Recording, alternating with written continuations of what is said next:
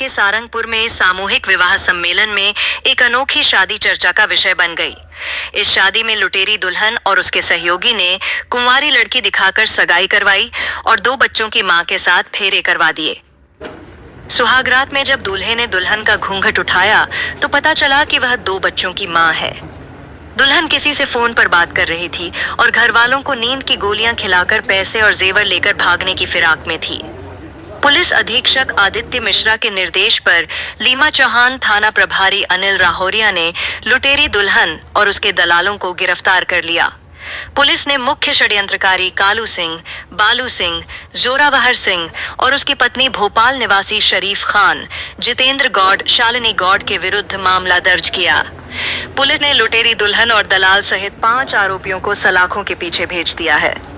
अभी इस कांड में जोरावर सिंह और उसकी पत्नी फरार हैं।